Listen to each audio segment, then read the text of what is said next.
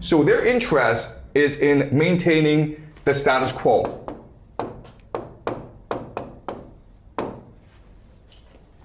All right? So basically, they want the system to continue. The problem with the system is, at the core is an empire that will probably lose the war in Iran. And this creates a problem, because if the empire falls, then it's possible that this entire edifice falls as well. So the only solution is to replace the empire, the American empire, with another empire. All right? That is able to provide the muscle for this system. And this empire, I've argued in the past, is of course Israel. And this is what we call Pax Judaica. Okay? So on the surface, it seems like this war is one between the United States and Iran. But in reality, what this war really is about is a war between the United States and Israel, where the American empire has become corrupt, incompetent, and arrogant.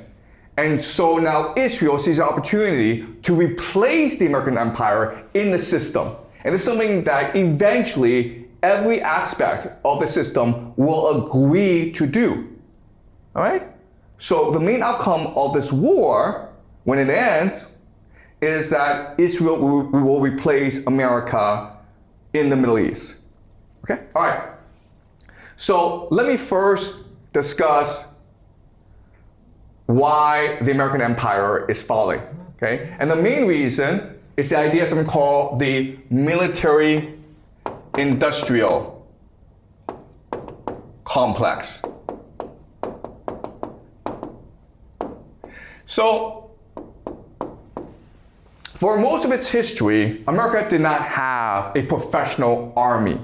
Why? Because the founding fathers and most American citizens believed that if there's a standing army, if there's a professional army, that's a direct threat to the liberty of the Americans, okay? Because the Americans fought a war, the Revolutionary War, to get rid of the professional army that was the British. Okay, so Americans do not like a professional army. But in order to fight World War I and World War II, they didn't have a choice but to create a standing army. The problem is that after America won World War II, the apparatus stayed. And the apparatus wanted to maintain the status quo, meaning they wanted access to unlimited government funds.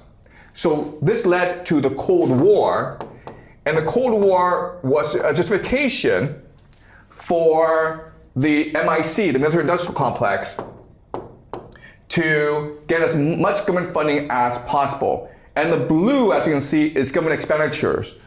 Okay, we can understand why they spent all this money in World War II, because they were fighting a war to save America and to save the world. But as you can see, even though it dropped drastically at the end of the war, starting with the Cold War, you have this uptick, okay? And then you have the Vietnam War.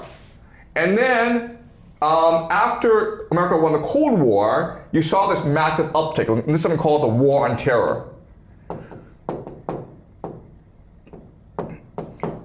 So the military-industrial complex is always looking to start wars in order to justify its existence.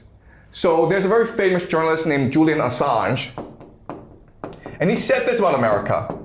The point is not to have successful wars. The point is not to win wars. The point is to have never-ending wars, which allows the military-industrial complex to transfer American taxpayer money to a transnational elite. Okay? It's basically, the point of wars is for the military-industrial complex to steal as much money as possible from America. Okay? America spends a lot of money in its military. Okay? America accounts for 41% of all global military spending. Who's next? China. China spends 8.2%. Russia, which is America's main military enemy only spends 4.1%, okay? Meaning that Russia spends 1/10 the amount of money that America spends. And you think that, okay, well, all this means is that America is invincible.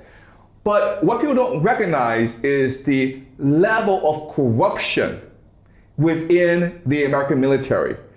The American military is probably the most corrupt institution in the world, by far. No one even comes close, okay? September 10th, 2001, Donald Rumsfeld, who's the Secretary of Defense for the Americans, he's head of the Pentagon, and this is a day before September 11th, the 9/11 attacks. He said that, he had a press conference and he said that, look, we've looked at the Pentagon books, okay? We're trying to do an accounting of the Pentagon military spending, and we can't find $2 trillion. There's $2 trillion missing from the budget. It went somewhere, we don't know where, but it went somewhere, okay? All right, so this is so where does the money go? It goes to private contractors, okay? These are all private companies that make a lot of money off the government, okay? So listen at the Boeing company. They had in 1 year $20 billion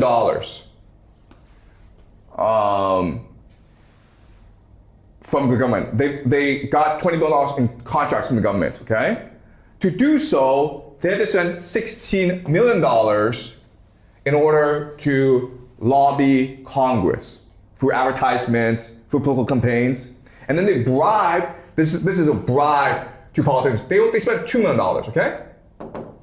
So this is a really good business to be in. You spend $2 million, you give them bribes to politicians, then you spend $16 million on campaigns, and then you make $20 billion, okay? This is extremely profitable. The difference, of course, is being picked up by the American taxpayer.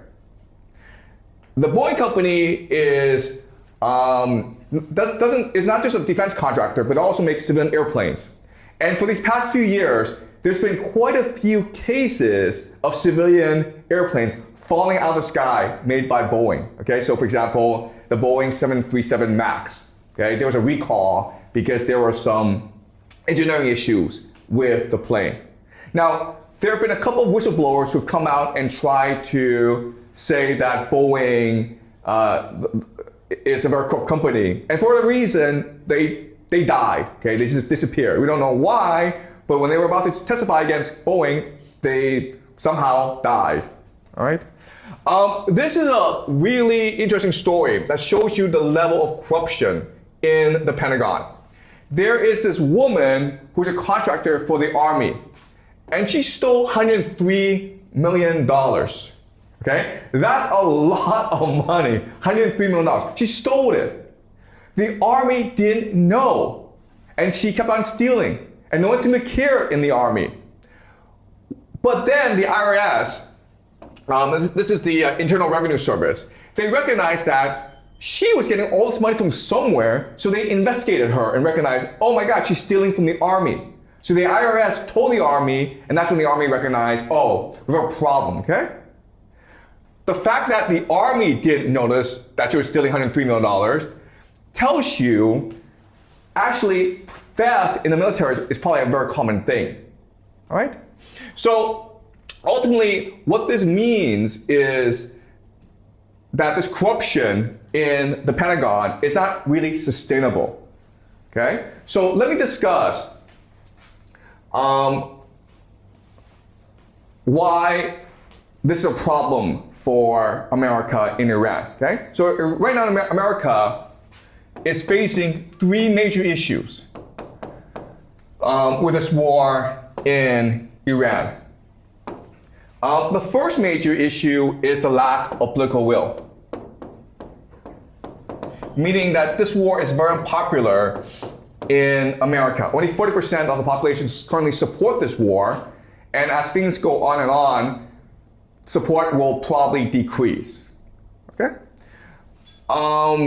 You need political will because you need Americans to pay for this war. Trump has asked for